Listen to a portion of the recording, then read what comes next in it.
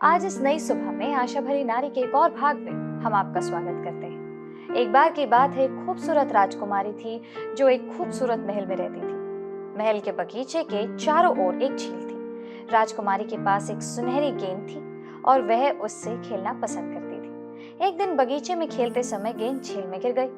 बहुत परेशान और असहाय महसूस करते हुए युवती अपने पसंदीदा गेंद की झील में गिर जाने की वजह से जोर जोर से रोने लगी। उसकी चीख सुनकर एक मेंढक कूद कूद कर झील के बाहर आया और पूछा, तुम क्यों रो रही हो प्यारी राजकुमारी?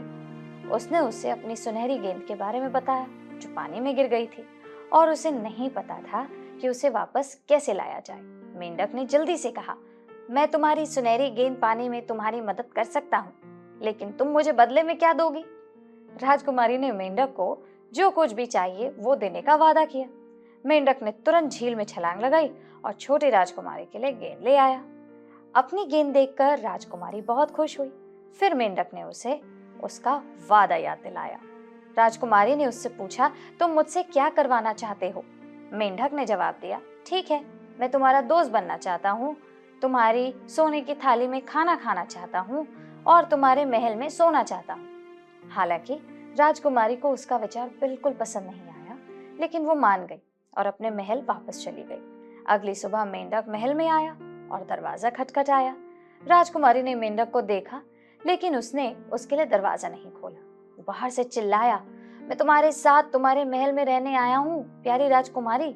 यह सुनकर राजकुमारी रोने लगी और अपने पिता के पास भागी। जब दयालु राजा ने वादे के बारे में सुना तो उसने उसे धीरे से कहा, मेरी प्यारी बेटी, वादा तो वादा होता है और तुम्हें अपना वादा निभाना चाहिए। तुम्हें मेंढक को महल में अपने साथ रहने देना चाहिए। राजकुमारी नाराज हो गई, लेकिन उसके पास उस दुष्ट मेंढक को अपने साथ रहने देने के अलावा कोई और विकल्प नहीं था। उस शाम मेंढक राजकुमारी के बगल में बैठा और उसके सोने की थाली में से खाना खाया। इसके बाद वह उसके पीछे पीछे बेडरूम तक चला गया और उसके तकिए पर सोने के लिए उसके बिस्तर में कूद गया। यह देखकर राजकुमारी आग बबूला हो गई और उसे अपने बिस्तर से उठाकर घृणा से दीवार पर फेंक दिया। अचानक दुष्ट मेंढक एक सुंदर राजकुमार में बदल गया। राजकुमार ने समझाया कि वह एक चुड़ैल के जादू के अधीन था, जिसे केवल राजकुमारी द्वारा अपना वादा पूरा करके ही तोड़ा जा सकता था। समय के साथ वे एक दूसरे को जानने लगे और कुछ वर्षों में शादी कर ली। इस प्रकार उन्होंने रूप देखकर न्याय ना करने और अपने वचन का सम्मान करने की सीख को सीखा। हम परमेश्वर की प्रतिज्ञाओं के बारे में बहुत सुनते हैं। वास्तव में हम पिछले 3 भागों से इस पर चर्चा कर रहे हैं। अनगिनत गीतों में परमेश्वर को एक प्रतिज्ञा पालक के रूप में वर्णित किया गया है, जो अपना वचन निभाता है और जिस पर भरोसा किया जा सकता है। परमेश्वर एक अच्छा और प्यार करने वाला परमेश्वर है और जब वो कुछ कहता है तो हम उस पर विश्वास कर सकते हैं। नतान्या, क्या आप बाइबल से उदाहरणों के बारे में सोच सकते हैं? अरे हाँ, परमेश्वर ने वादा किया था कि वो नूह और जहाज के बाद फिर कभी पृथ्वी का नाश करने के लिए जल प्रलय नहीं करेगा, जैसा कि उत्पत्ति 9:11 में लिखा है। उसने इजरायलियों को प्रतिज्ञा किए गए देश में ले जाने और उसे उनके हाथ में कर देने का वादा किया था और उसने वादा किया था कि वो हमारे लिए एक उद्धारकर्ता भेजेगा। बिल्कुल, उसने यह सब और उससे भी ज्यादा कुछ किया। निसंदेह भजन संहिता 145:13 हमें बताता है कि परमेश्वर अपनी सभी प्रतिज्ञाओं में विश्वसनीय और अपने सभी कार्यों में विश्वास योग्य है। पिछले सप्ताह हमने अब्राहम से परमेश्वर द्वारा किए गए प्रतिज्ञाओं और कैसे उसने सही समय पर उन्हें पूरा किया, इस पर चर्चा की। हमने यह भी देखा कि जब परमेश्वर ने अब्राहम को आशीष दी तो यह बहुत स्पष्ट था कि परमेश्वर ही वह होगा जो उन सभी चीजों को पूरा करेगा जिनकी प्रतिज्ञा उसने की थी। यह अब्राहम के कार्यों पर बिल्कुल भी निर्भर नहीं था। यह सब परमेश्वर द्वारा अब्राहम के जीवन के लिए अपने उद्देश्यों को पूरा करने के बारे में था। जी हाँ, बिल्कुल सही कहा आपने वाणी। आज हम एक और चरित्र और परमेश्वर द्वारा किए गए कुछ और प्रतिज्ञाओं को देखने जा रहे हैं। क्या ये चरित्र बाइबल से है? जी हाँ। अरे वाह, तो बताइए, पुराने नियम से? जी हाँ। जरा सोचने दीजिए मुझे। मूसा? नहीं। दाऊद? जी हाँ, परमेश्वर के अनेक प्रतिज्ञाओं में से कुछ उनके प्रिय दास कवि राजा दाऊद को दी गई है, जिनकी प्रभु के प्रति लगन और भक्ति प्रसिद्ध या विख्यात है। अब हम हमेशा से ही दाऊद को इज़राइल के सबसे प्रसिद्ध राजा के रूप में जानते हैं। तो क्या वो नहीं था? दरअसल उसका बेटा सुलेमान था जो दुनिया भर में प्रसिद्ध था। कितनी मनोहर बात है। तो दाऊद एक शानदार योद्धा, एक बहादुर प्रतिद्वंदी और भजन का गायक था। वो गा सकता था और लड़ सकता था। अब ये एक घातक संयोजन है। मैं चाहती हूँ कि हम पुराने नियम से बाहर निकले और मत्ती 1 अध्याय के पहले पद पर जाएं। वहाँ एक दिलचस्प परिचय है। इसमें लिखा है, इब्राहिम की संतान, दाऊद की संतान, यीशु मसीह की वंशावली। तो एक सवाल जो हम पूछना चाहते हैं वो ये है कि नए नियम की पहली आयत में प्रभु यीशु को दाऊद के पुत्र और अब्राहम के पुत्र के रूप में क्यों प्रस्तुत किया गया है? ये एक अच्छा सवाल है नतान्या। ऐसा इसलिए है क्योंकि परमेश्वर हमें उन महत्वपूर्ण प्रतिज्ञाओं की याद दिलाना चाहते हैं जो उसने पुराने नियम में यीशु के बारे में किए हैं। हम जानते हैं कि यीशु मसीह अब्राहम से वादा किया गया विशेष वंशज है, जिसके बारे में हमने पिछले भाग में बात की थी। लेकिन यीशु दाऊद से वादा किया गया विशेष वंशज भी है। लेकिन परमेश्वर ने दाऊद से विशेष प्रतिज्ञाएं क्यों की? अतः अब्राहम की तरह ही दाऊद भी असाधारण विश्वास वाला व्यक्ति था। दाऊद यीशु के जन्म से लगभग 1000 साल पहले था। उसका जन्म भी यीशु के जन्म स्थान यरूशलेम के पास एक छोटा सा शहर बैतलहम में हुआ था। वह यिशै का सबसे छोटा बेटा था। बहनों, दाऊद ने बाइबल में कई भजन लिखे हैं, जिनमें से कई हमारे पसंदीदा हैं। वे परमेश्वर और परमेश्वर के वचन के लिए उसके प्रेम को दर्शाते हैं। यही कारण है कि उसे प्रेरितों के काम 13:22 में परमेश्वर के मन के अनुसार एक व्यक्ति के रूप में वर्णित किया गया है। अब जबकि इज़राइल का पहला राजा शाऊल अभी भी शासन कर रहा था, परमेश्वर ने दाऊद को अगला राजा चुना। क्या यह दिलचस्प और डरावना दोनों नहीं है? जब परमेश्वर ने भविष्यवक्ता शमूएल को यिशै के घर भावी राजा का अभिषेक करने के लिए भेजा, तब दाऊद एक छोटा चरवाहा लड़का था। शमूएल को आश्चर्य हुआ कि परमेश्वर ने यिशै के सबसे बड़े बेटे को नहीं चुना, जो निश्चित रूप से लंबा, मजबूत और कुशल था। परंतु शमूएल 16 का 7 पद में यहोवा ने शमूएल से कहा, न तो उसके रूप पर दृष्टि कर और न उसकी डील की ऊंचाई पर, क्योंकि मैंने उसे अयोग्य जाना है। क्योंकि यहोवा का देखना मनुष्य का सा नहीं है। मनुष्य तो बाहर का रूप देखता है, परंतु यहोवा की दृष्टि मन पर रहती है। तो परमेश्वर ने दाऊद के हृदय में जो देखा, उससे वह प्रसन्न हुआ। और हमें ये याद रखने की आवश्यकता है कि परमेश्वर हमारे हृदय में भी देख सकता है। पहला शमूएल 17 में हम दाऊद के महान विश्वास के एक उदाहरण के बारे में पढ़ते हैं।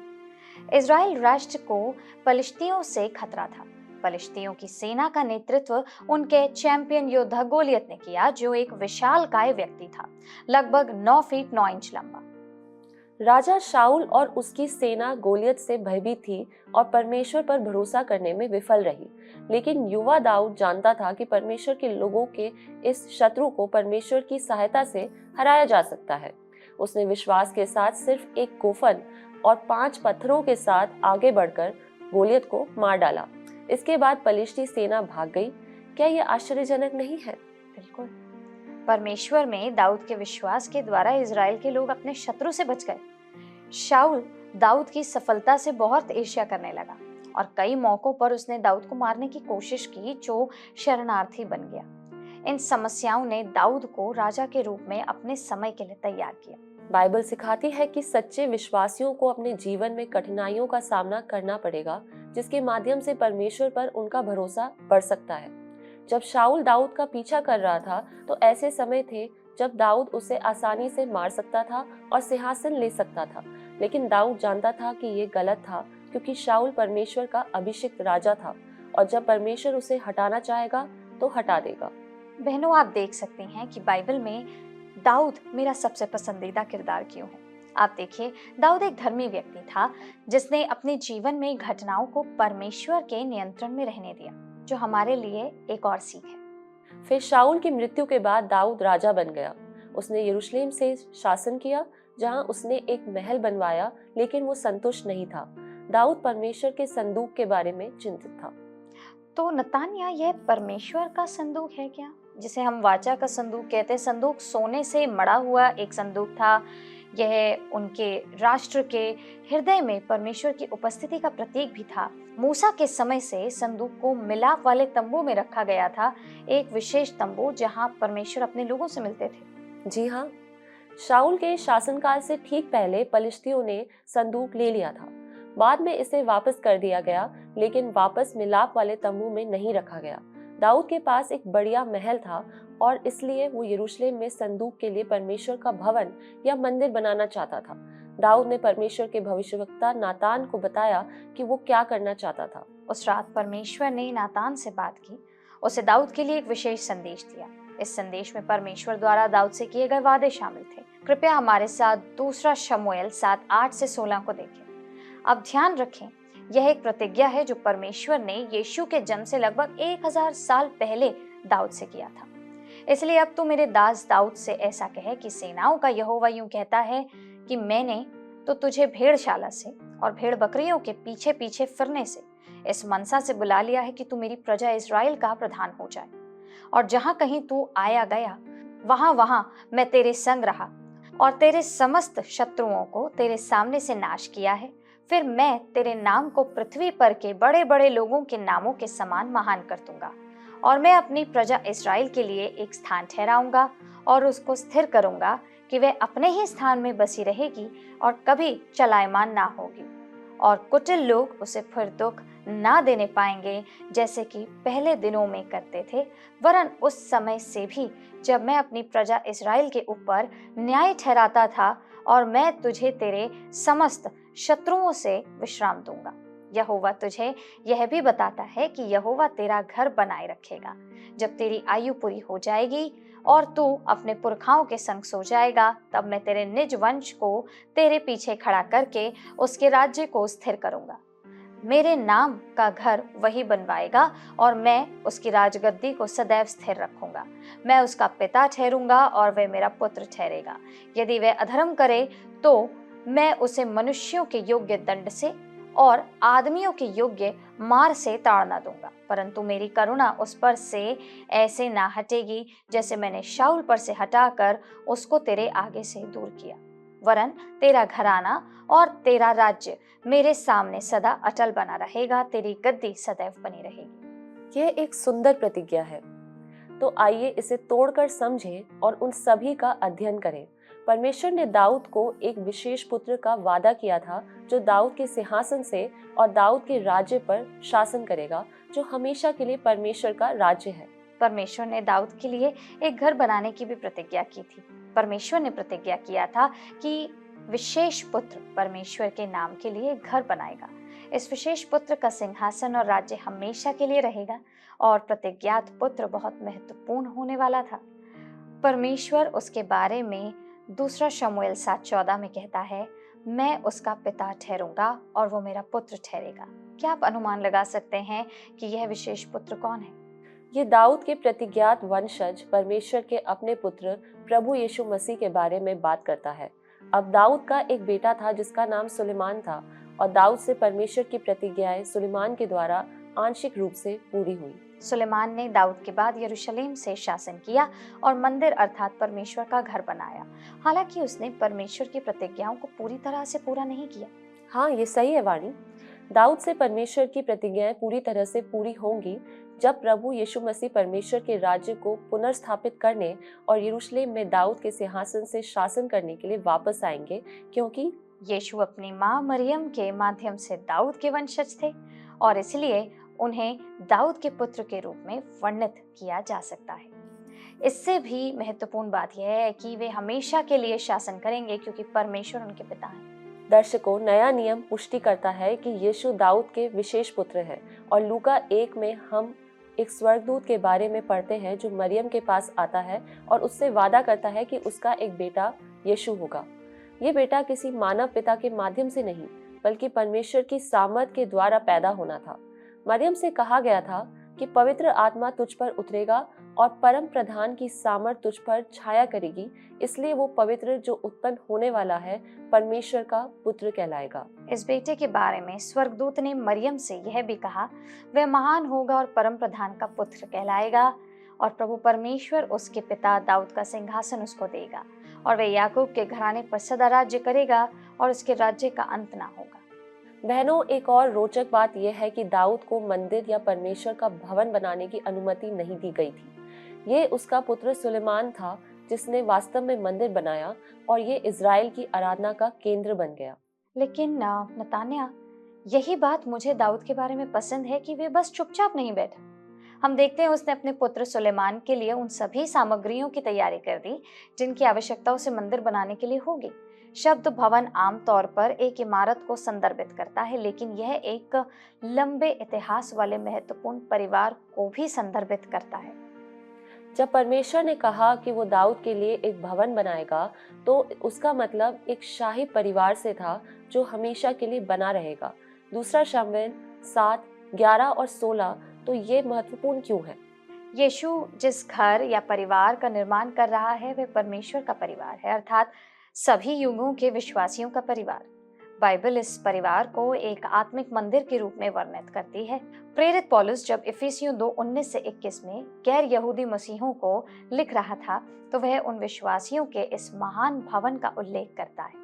इसलिए तुम अब विदेशी और मुसाफिर नहीं रहे, परंतु पवित्र लोगों के संगी स्वदेशी और परमेश्वर के घराने के हो गए, और प्रेरितों और भविष्यद्वक्ताओं की नींव पर, जिसके कोने का पत्थर मसीह यीशु आप ही है, बनाए गए हो, जिसमें सारी रचना एक साथ मिलकर प्रभु में एक पवित्र मंदिर बनती जाती है। परमेश्वर द्वारा किए गए इन प्रतिज्ञाओं को दाऊद की वाचा के रूप में जाना जाता है, और जो विशेष रूप से रोचक है वो ये है कि इस पर कोई शर्त नहीं लगाई गई है। परमेश्वर ये नहीं कहता यदि तुम मेरे नियम का पालन करोगे तो मैं ये करूंगा, या यदि तुम मुझसे प्रेम करोगे। वह बस भविष्यवक्ता नातान के माध्यम से दाऊद को समझाते हैं कि परमेश्वर की दाऊद और उसकी वंशावली के लिए क्या योजना है। ये योजनाएं पूरी तरह से परमेश्वर की कृपा, दया, प्रेम और विश्वास योग्यता पर आधारित हैं, न कि दाऊद द्वारा उसके किए गए किसी काम पर, और ना तो इस पर कि लोग सहयोग करते हैं या नहीं। और जैसा कि इफिसियों 2 का 8 से 9 पद कहता है, क्योंकि विश्वास के द्वारा अनुग्रह ही से तुम्हारा उद्धार हुआ है, और ये तुम्हारी ओर से नहीं वरन परमेश्वर का दान है, और ना कर्मों के कारण, ऐसा ना हो कि कोई घमंड करे। हम कभी भी इतना अच्छा काम नहीं कर सकते कि हम स्वर्ग में जाने के लिए योग्य बन जाएं। दर्शकों, हम केवल इसलिए उद्धार पाते हैं क्योंकि परमेश्वर हमसे प्रेम करता है, और यह उसकी भलाई के कारण है। यही वह अद्भुत वरदान या उपहार है जो हमें यीशु में मिलता है, ठीक वैसे ही जैसे दाऊद को मिला। बेशक हम अपने आप में सोच सकते हैं, क्या दाऊद परमेश्वर से इस प्रकार की प्रतिज्ञा के लायक था? यद्यपि दाऊद वास्तव में परमेश्वर का प्रिय था, फिर भी वो प्रभु से भटक गया। उसने बेतशबा के साथ व्यभिचार किया, फिर उसके पति उरिया की हत्या कर दी, ताकि ये बात छुपाई जा सके कि वो दाऊद के बच्चे की मां बनने वाली थी। ऐसा करके उसने परमेश्वर के विरुद्ध पाप किया। जी हाँ, दाऊद एक पूर्ण व्यक्ति नहीं था, बिल्कुल भी नहीं। फिर भी परमेश्वर ने उसे ऐसा अनुग्रह प्रदान किया। जब थॉमस एडिसन अपने पहले प्रकाश बल्ब को सुधारने पर काम कर रहे थे, तो उन्होंने तैयार बल्ब को एक युवा सहायक को सौंप दिया, जिसने घबराते हुए और धीरे धीरे से ऊपर ले गया, लेकिन ऊपर की सीढ़ियों के करीब उसने उसे गिरा दिया और वो चकनाचूर हो गया। एक पल की भयावह चुप्पी के बाद पूरी टीम फिर से काम पर लग गई। उन्हें एक और बल्ब बनाने के लिए और 24 घंटों की कड़ी मेहनत करनी पड़ी। जब ये पूरा हो गया तो उन्हें इसे फिर से ऊपर ले जाने के लिए किसी की जरूरत थी। एडिसन ने इधर उधर देखा, उसी लड़के को पाया और काम करने के लिए उसे नया बल्ब थमा दिया। एडिसन जानते थे कि बल्ब से भी अधिक महत्वपूर्ण कुछ दांव पर लगा था। ये कहानी स्पष्ट रूप से विश्वास, दया, क्षमा और निस्वार्थता को दर्शाती है। ये हमें याद दिलाता है कि हमें आभारी होना चाहिए कि परमेश्वर हमें बार बार दूसरा अवसर देने में इतना श्रेष्ठ है। कितनी सुंदर कहानी है। परमेश्वर दाऊद से इन बातों की प्रतिज्ञा करता है: प्रसिद्धि और प्रतिष्ठा, गहरी जड़ें, सुरक्षा और संरक्षा, विरासत और एक उज्जवल भविष्य। परमेश्वर ने बिना किसी शर्त की महान चीजों की प्रतिज्ञा की। परमेश्वर दाऊद से प्रतिज्ञा करता है कि उसकी विश्वास योग्य प्रेम कभी उससे दूर नहीं होगी, और दाऊद की प्रतिक्रिया सुंदर होती है, आश्चर्य से भरी आराधना। दाऊद दूसरा शमूएल 7:22 में कहता है, इस कारण हे यहोवा परमेश्वर, तू महान है, क्योंकि जो कुछ हमने अपने कानों से सुना है उसके अनुसार तेरे तुल्य कोई नहीं, और ना तुझे छोड़ कोई और परमेश्वर है। परमेश्वर हमसे किसी बाध्यता के कारण प्रेम नहीं करता। हमारे लिए तराजू को संतुलित करना और उस परमेश्वर के समान होना असंभव है जिसने हमें रचा है। पुराने नियम की वाचाएं उन चिन्हों के समान हैं जो किसी बड़े और बेहतर चीज की ओर संकेत करती हैं। यीशु हमें जो वाचा प्रदान करता है वो ये है, हम अपनी शून्यता लाते हैं और वो हमें सब कुछ देता है। आइए हम उस परमेश्वर की आराधना में उत्तर देना सीखें जो उदारता से देता है। परमेश्वर की प्रतिज्ञाएं दाऊद के लिए एक अद्भुत आशीष थी और वे पूरी हुई। आज हमारे लिए परमेश्वर की प्रतिज्ञा यह है कि हम भी यीशु से मिलने वाले उद्धार के द्वारा सदैव बने रहेंगे। तो दर्शकों, हम आशा करते हैं कि परमेश्वर की प्रतिज्ञाओं पर हमारी चर्चा से आप आशीषित और उत्साहित जरूर हुए होंगे। उन्हें थामे रहिए, विश्वास रखिए, परमेश्वर उन्हें हमारे जीवन में अपने सिद्ध समय पर पूरा करेंगे। जिससे पहले हम आपसे विदा लें, आइए प्रार्थना करें।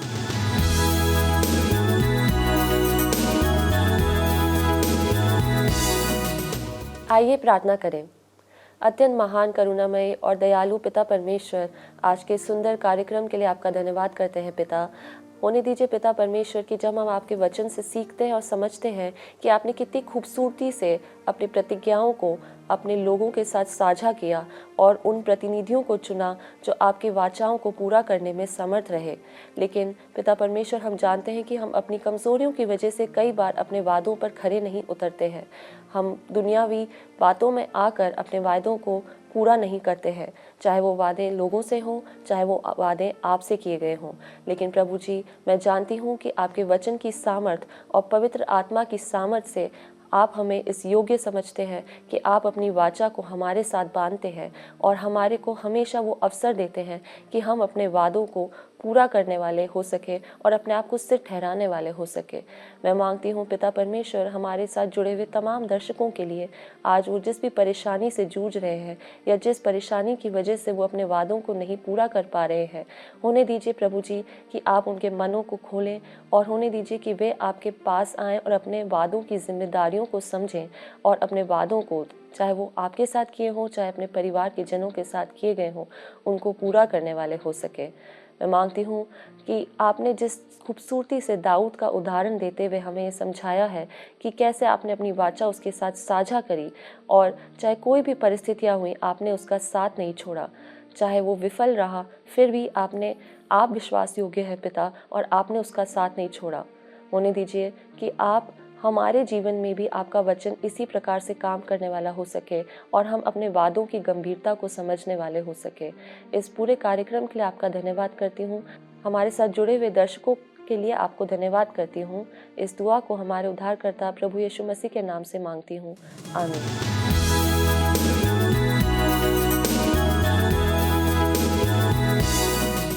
तो दर्शकों, हमें उम्मीद है कि आपको आज का ये कार्यक्रम पसंद भी आया और आपने जो सीखा उसको आप अपने जीवन में अमल भी करेंगे। यदि आपके पास कोई प्रार्थना निवेदन है या आप कहीं किसी विषय पर परामर्श चाहते हैं तो स्क्रीन पर आ रहे नंबर पर हमें कॉल करिए। हमारे प्रतिनिधि आपकी सहायता करने के लिए इंतजार कर रहे हैं। हम आपसे अगले सप्ताह फिर मिलेंगे इसी वक्त इसी जगह पर। लेकिन अगर आज का कार्यक्रम आप दोबारा देखना चाहते हैं तो हमारे YouTube चैनल वर्ड रिसाउंड्स टुडे पर जाकर के आप इसे दोबारा देख सकते हैं। हम आपसे अगले सप्ताह फिर मिलेंगे। तब तक के लिए प्रभु आपको आशीषित करें।